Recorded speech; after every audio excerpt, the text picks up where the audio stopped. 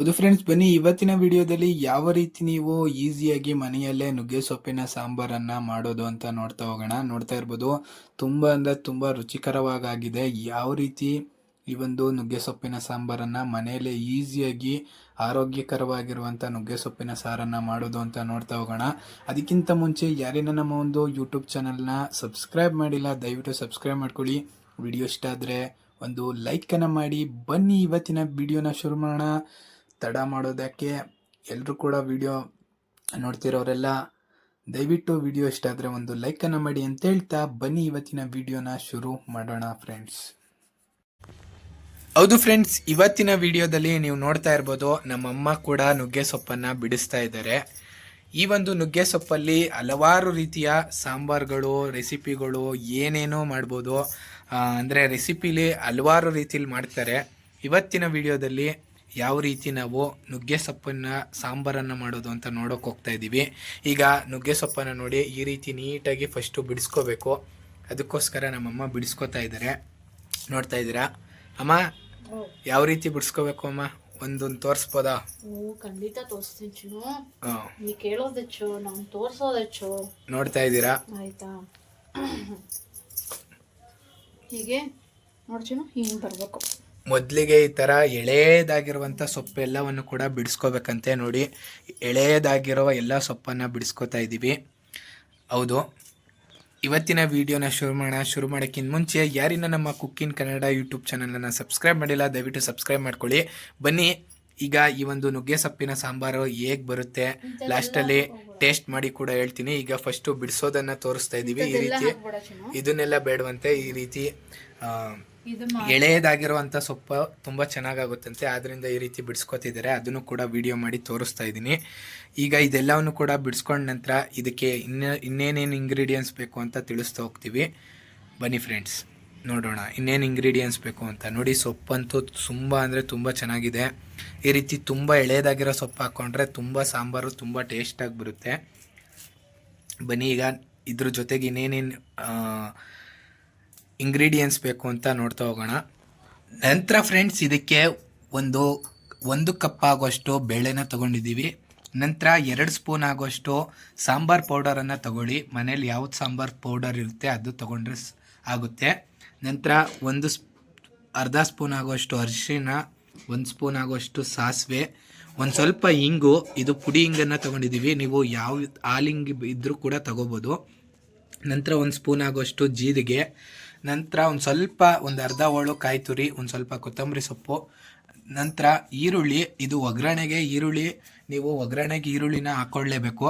ನಾವು ಇಲ್ಲಿ ಒಗ್ಗರಣೆಗೂ ಈರುಳ್ಳಿ ಹಾಕೋತಾ ಇದ್ದೀವಿ.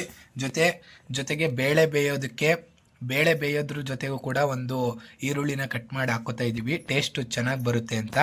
ನೀವು ಈ ಒಂದು ಬೇಳೆ ಜೊತೆಗೆ ಈರುಳ್ಳಿ ಬೇಡ ಅಂದರೆ ಸ್ಕಿಪ್ ಮಾಡ್ಕೋಬೋದು. ಬರೀ ಒಗ್ಗರಣೆಗೆ ಮಾತ್ರ ನೀವು ಈರುಳ್ಳಿನ ಹಾಕೋಬೋದಾಗಿರುತ್ತೆ.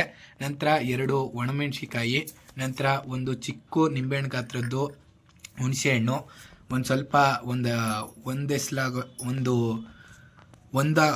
ಒಂದು ಬೆಳ್ಳುಳ್ಳಿ ಎಸ್ಲು, ಒಂದು 5ರಿಂದ 10 ಎಸ್ಲು ಬೆಳ್ಳುಳ್ಳಿ, ನಂತರ 2 ಟೊಮೊಟೊ, ಒಂದು ಸ್ವಲ್ಪ ಒಗ್ಗರಣೆಗೆ ಎಣ್ಣೆ. ಇದಿಷ್ಟು ಇಂಗ್ರೀಡಿಯೆಂಟ್ಸ್ ತೊಗೊಂಡ್ರೆ ಬೇಕಾಗುತ್ತೆ ನಮ್ಮ ಒಂದು ನುಗ್ಗೆ ಸೊಪ್ಪಿನ ಸಾಂಬಾರು ಮಾಡೋದಕ್ಕೆ. ಇದು ಈಗ ಯಾವ ರೀತಿ ಮಾಡೋದು ಅಂತ ನೋಡ್ತಾ ಹೋಗೋಣ ಬನ್ನಿ ಫ್ರೆಂಡ್ಸ್.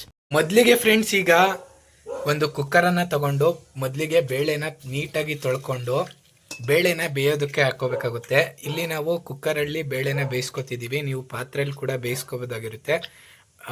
ಕುಕ್ಕರಲ್ಲಿ 1 ವಿಶಿಲ್ ಹೊಡ್ಸ್ಕೊಂಡ್ರೆ ನೀಟಾಗಿ ಬೇಳೆ ಬೇಯುತ್ತೆ, ಆದ್ದರಿಂದ ಕುಕ್ಕರಲ್ಲೇ ಹಾಕೋತಾ ಇದ್ದೀವಿ. ಆಲ್ಮೋಸ್ಟ್ ಕುಕ್ಕರಲ್ಲೂ ಬೇಯಿಸ್ತಾರೆ ಬೇಳೆನ, ಪಾತ್ರೆಯಲ್ಲೂ ಕೂಡ ಬೇಯಿಸ್ತಾರೆ ಒಂದಷ್ಟು ಜನ. ನಿಮ್ಗೆ ಯಾವುದ್ರಲ್ಲಿ ಈಸಿ ಆಗುತ್ತೆ ಅದರಲ್ಲಿ ಬೇಯಿಸ್ಕೊಳ್ಳಿ. ಈಗ ನಾವು ಈ ಒಂದು ಬೇಳೆನ ನೀಟಾಗಿ ತೊಳೆದು ಕುಕ್ಕರ್ಗೆ ಹಾಕೋತಾ ಇದ್ದೀವಿ. ಬೇಳೆ ಎಲ್ಲವನ್ನು ಕೂಡ ಹಾಕ್ಕೊಳ್ಳಿ.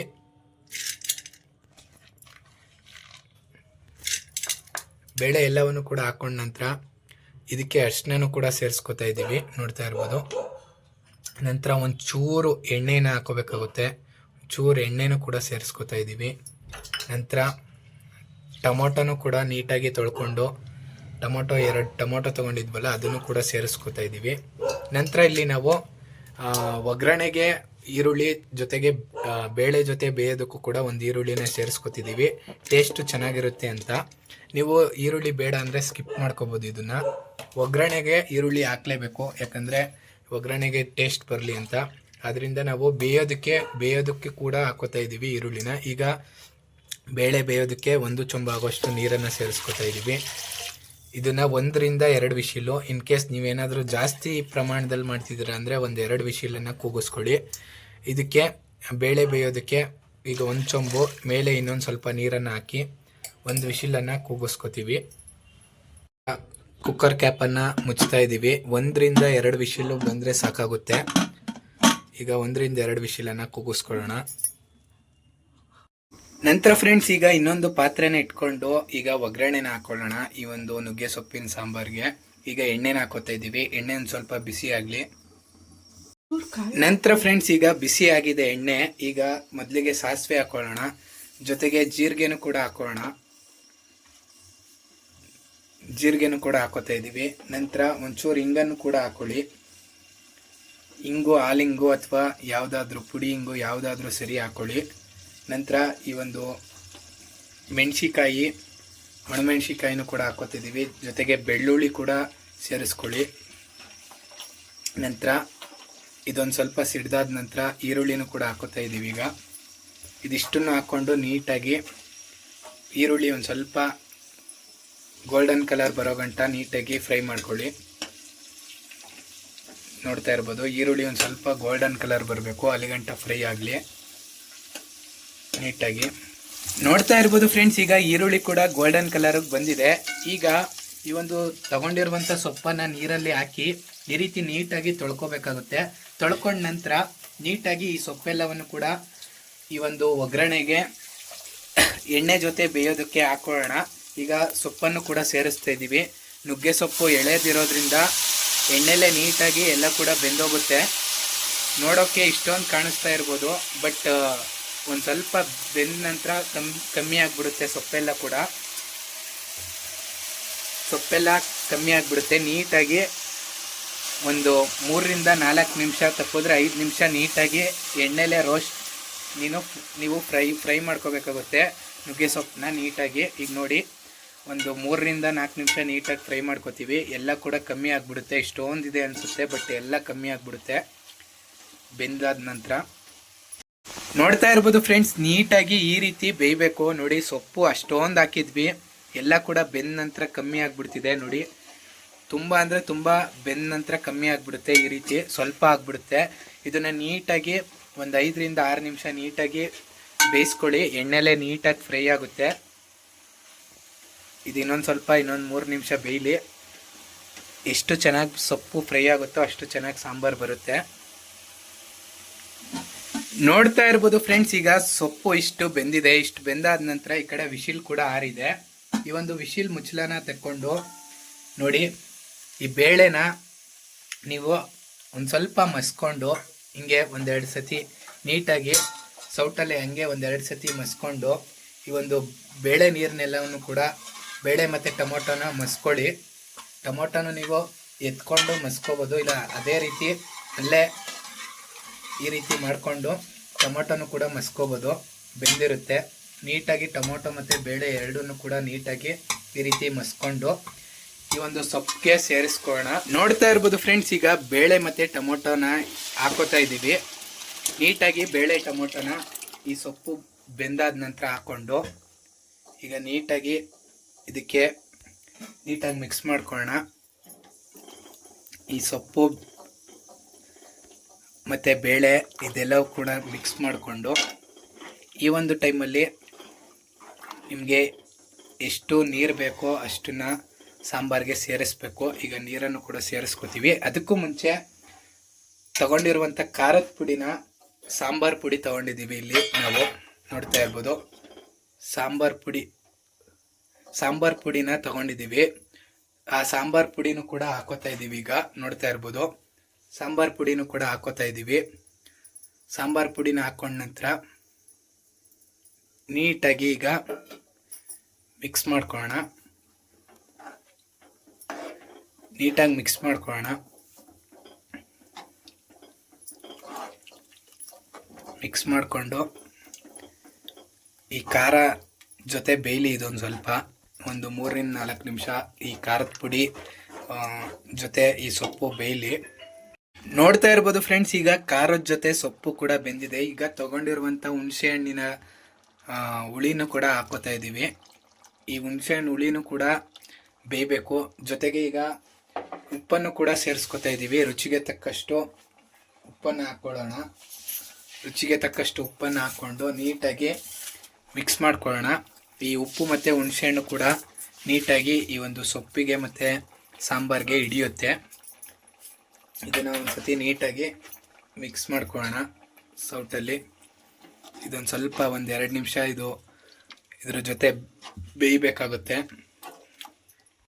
ನೋಡ್ತಾ ಇರ್ಬೋದು ಫ್ರೆಂಡ್ಸ್, ಈಗ ಎಷ್ಟು ನೀರು ಬೇಕೋ ಅಷ್ಟು ನೀರನ್ನು ಸಾಂಬಾರಿಗೆ ಸೇರಿಸ್ಕೊಳ್ಳೋಣ. ಈ ಒಂದು ಟೈಮಲ್ಲಿ ನೋಡಿ, ಈಗ ನೀರನ್ನು ಹಾಕೋತಾ ಇದ್ದೀವಿ. ನಿಮಗೆ ಸಾಂಬಾರು ಗಟ್ಟಿ ಬೇಕು ಅಂದರೆ ನೀರು ಕಮ್ಮಿ ಮಾಡ್ಕೊಳ್ಳಿ. ಸಾಂಬಾರು ಮೀಡಿಯಮ್ ಆಗಬೇಕು ಅಂದರೆ ಮೀಡಿಯಮ್ ಆಗಿ ನೀರು ಸೇರಿಸ್ಕೊಳ್ಳಿ. ಸಾಂಬಾರು ಒಂದು ಸ್ವಲ್ಪ ನೀರಾಗಬೇಕು ಅಂದರೆ ನೀರನ್ನ ಸ್ವಲ್ಪ ಜಾಸ್ತಿ ಸೇರಿಸ್ಕೊಳ್ಳಿ. ಇಲ್ಲಿ ನಾವು ಮೀಡಿಯಮ್ ಆಗಿ ನೀರು ಹಾಕ್ಕೊಂಡಿದ್ದೀವಿ. ನೋಡಿ, ಇಷ್ಟು ಸಾಕು. ತುಂಬ ತೆಳ್ಳಗೂ ಇಲ್ಲ, ಗಟ್ಟಿಗೂ ಇಲ್ಲ. ಇದು ಈ ಒಂದು ಕಾಯಿ ತುರಿನ ತೊಗೊಂಡಿದ್ದೀವಲ್ಲ, ಇದನ್ನು ನೀವು ಈ ಒಂದು ಸಾಂಬಾರನ್ನು ಈಗ ಬೆಳಗ್ಗೆ ಮಾಡಿ ರಾತ್ರಿ ಗಂಟೆ ಇಡಬೇಕು ಅಂದಾಗ ಕಾಯಿ ತುರಿನ ಸೇರಿಸ್ಕೊಳಕ್ಕೆ ಹೋಗಬೇಡಿ. ಡೈರೆಕ್ಟೇ ನೀವು ಒಂದು ಸ್ವಲ್ಪ ಸಾಂಬಾರು ಎತ್ಕೊಂಡು ಬೇರೆದಕ್ಕೆ ಸೇರಿಸ್ಕೊಳ್ಳಿ. ಯಾಕಂದರೆ ಒಂದೊಂದು ಟೈಮಲ್ಲಿ ಈ ಕಾಯಿ ತುರಿ ಹಾಕಿದಾಗ ಸಾಂಬಾರು ಅಳಿಸೋಗುತ್ತೆ ಬೇಗ. ಆದ್ದರಿಂದ ನಾವು ಇದನ್ನು ತಿನ್ನುವಂಥ ಟೈಮಲ್ಲಿ ಸ್ವಲ್ಪ ಸಾಂಬಾರು ಎತ್ಕೊಂಡು ಅದಕ್ಕೆ ಸೇರಿಸ್ಕೊಂಡು ಬೇರೆದ್ರಲ್ಲಿ ಒಂದು ಸ್ವಲ್ಪ ಬಿಸಿ ಮಾಡಿಕೊಂಡ್ರೆ ಕಾಯಿ ತುರಿ ಹಾಕ್ಕೊಂಡು ಸರಿ ಹೋಗುತ್ತೆ. ಒಬ್ಬೊಬ್ಬರು ಹಾಕ್ತಾರೆ, ಏನೂ ಆಗಲ್ಲ ಅಂತ. ಇನ್ ಕೇಸ್ ನೀವೇನಾದರೂ ಬೆಳಗ್ಗೆನೇ ಮಾಡಿ ಬೆಳಗ್ಗೆನೆ ಈಗ ಸಾಂಬಾರನ್ನು ಒನ್ ಟೈಮಿಗೆ ಮಾಡ್ಕೊಂಡಿದ್ದೀರಾ, ಆಗಲೇ ಖಾಲಿ ಆಗುತ್ತೆ ಅಂದರೆ ಈ ಕಾಯಿ ತುರಿನ ಸೇರಿಸ್ಕೋಬೋದು. ಇಲ್ಲಿ ನಾವು ಜಾಸ್ತಿ ಸಾಂಬಾರು ಮಾಡಿದ್ದೀವಿ, ಅದಕ್ಕೋಸ್ಕರ ಸೇರಿಸ್ತಿಲ್ಲ. ನೀವು ಒನ್ ಟೈಮ್ಗೆ ಸ್ವಲ್ಪ ಮಾಡ್ಕೊಂಡಿದ್ರೆ ಆ ಒಂದು ಕಾಯಿ ತುರಿನ ಸೇರಿಸಿ ಕುದಿಸ್ಕೊಳ್ಳಿ. ಈಗ ಕೊತ್ತಂಬರಿ ಸೊಪ್ಪನ್ನು ಕೂಡ ಹಾಕೋತಾ ಇದ್ದೀವಿ. ಕೊತ್ತಂಬರಿ ಸೊಪ್ಪು ಆಪ್ಷನಲ್ಲು, ಬೇಕು ಅಂದರೆ ಹಾಕ್ಕೊಳ್ಳಿ, ಇಲ್ಲಾಂದರೆ ನಡೆಯುತ್ತೆ. ಯಾಕಂದರೆ ನಾವು ಮಾಡ್ತಿರೋದು ನುಗ್ಗೆ ಸೊಪ್ಪಿನ ಸಾಂಬಾರು. ನುಗ್ಗೆ ಸೊಪ್ಪಾಗಿರೋದ್ರಿಂದ ಕೊತ್ತಂಬರಿ ಸೊಪ್ಪು ಒಂದೊಂದು ಕಡೆ ಸೇರಿಸ್ತಾರೆ, ಒಂದೊಂದು ಕಡೆ ಹಾಕೋದಿಲ್ಲ. ಆದ್ದರಿಂದ ನೋಡಿ, ಈಗ ರೆಡಿ ಆಯಿತು. ಒಂದು ಮಳ್ಳು ಬಂದರೆ ಸಾಂಬಾರು ರೆಡಿ. ನೋಡಿ, ಒಂದು ಮಳ್ಳು ಬರೋದಕ್ಕೆ ಒಂದು ಸ್ವಲ್ಪ ಒಂದು ತಟ್ಟೆನ ಮುಚ್ಚಿ ಒಂದು ಮಳ್ಳು ಬರೋದಕ್ಕೆ ಬಿಡೋಣ. ಒಂದು ಕುದಿ ಬಂದರೆ ರೆಡಿ ಆಗುತ್ತೆ ಸಾರು. ನೋಡ್ತಾ ಇರ್ಬೋದು ಫ್ರೆಂಡ್ಸ್, ಈಗ ಒಂದು ಮಳ್ಳು ಕುದೀತಾ ಇದೆ. ಇಷ್ಟು ಕುದ್ರೆ ನಮ್ಮ ಒಂದು ಸಾರು ರೆಡಿಯಾಗಿದೆ ಪರ್ಫೆಕ್ಟಾಗಿ. ನೋಡ್ತಾ ಇರ್ಬೋದು. ಈಗ ಸ್ಟವನ್ನು ಕೂಡ ಆಫ್ ಮಾಡ್ಕೋತಾ ಇದ್ದೀವಿ. ಸ್ಟವನ್ನು ಕೂಡ ಆಫ್ ಮಾಡ್ತಾ ಇದ್ದೀವಿ. ನೋಡಿ, ಸ್ಟವ್ ಕೂಡ ಆಫ್ ಆಯಿತು. ಈಗ ಸಾರು ಇಷ್ಟ ಆದರೆ ಸಾಕು, ಘಮ ಬರ್ತಾ ಇದೆ. ಈಗ ಇದನ್ನು ಅನ್ನದ ಜೊತೆಗೆ ಸರ್ವನ್ನು ಮಾಡ್ಕೊಳ್ಳೋಣ. ತುಂಬ ಅಂದರೆ ತುಂಬ ಆರೋಗ್ಯಕ್ಕೂ ಕೂಡ ತುಂಬ ಒಳ್ಳೆಯದು. ಈಗ ಇದನ್ನು ಸರ್ವನ್ನು ಮಾಡ್ಕೋತಾ ಇದ್ದೀವಿ. ನೋಡ್ತಾ ಇರ್ಬೋದು ಫ್ರೆಂಡ್ಸ್, ಈಗ ಸಾರನ್ನು ಅನ್ನದ ಜೊತೆ ಸರ್ವ್ ಮಾಡ್ಕೊಳ್ಳೋಕ್ಕೆ ಅನ್ನನೂ ಕೂಡ ರೆಡಿ ಮಾಡ್ಕೊಂಡಿದ್ದೀವಿ. ಸಾರು ಕೂಡ ನೀಟಾಗಿ ರೆಡಿಯಾಗಿದೆ. ಈಗ ನೋಡ್ತಾ ಇರ್ಬೋದು. ಈಗ ಈ ಒಂದು ಸಾಂಬಾರನ್ನು ಅನ್ನದ ಜೊತೆ ಹಾಕ್ಕೊಂಡು ತಿಂತಾ ಇದ್ರಂತೂ ತುಂಬ ಅಂದರೆ ತುಂಬಾ ಚೆನ್ನಾಗಿರುತ್ತೆ. ನೋಡ್ತಾ ಇದ್ದೀರಾ, ಸಾರಂತೂ ತುಂಬ ಅಂದರೆ ತುಂಬ ಟೇಸ್ಟಾಗಿ ಬಂದಿರುತ್ತೆ. ವಾಸನೆ ಗೊತ್ತಾಗ್ತಾ ಇದೆ, ಘಮ ಅಂತೂ ತುಂಬ ಚೆನ್ನಾಗಿ ಬರ್ತಿದೆ. ನೀವು ಕೂಡ ಹೇಗೆ ಬಂತು ಅಂತ ಕಮೆಂಟ್ ಬಾಕ್ಸಲ್ಲಿ ಕಮೆಂಟ್ ಮಾಡಿ. ಈಗ ನೋಡ್ತಾ ಇರ್ಬೋದು, ಸಾರು ಎಷ್ಟು ನೀಟಾಗಿ, ತುಂಬ ಗಟ್ಟಿಗೂ ಇಲ್ಲ, ತುಂಬ ತೆಳ್ಳಗೂ ಇಲ್ಲ, ಸೂಪರಾಗಿ ಬಂದಿದೆ. ನೋಡ್ತಾ ಇದ್ದೀರಾ, ತುಂಬ ಅಂದರೆ ತುಂಬ ಚೆನ್ನಾಗಿ ಬಂದಿದೆ ಈ ಒಂದು ನುಗ್ಗೆ ಸೊಪ್ಪಿನ ಸಾರು.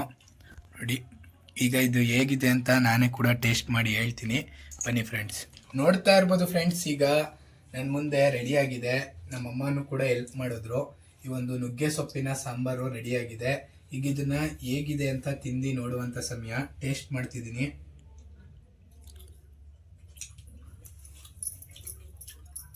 ಆ ಒಂದು ಘಮ ಬರ್ತಿತ್ತಲ್ಲ, ಅದೇ ರೀತಿ ತುಂಬ ಅಂದರೆ ತುಂಬ ಚೆನ್ನಾಗಿ ಈ ಒಂದು ನುಗ್ಗೆ ಸೊಪ್ಪಿನ ಸಾಂಬಾರು ಬಂದಿದೆ. ನೀವಂತೂ ತಿಂದರೆ ಕಳೆದೋಗ್ಬಿಡ್ತೀರಾ.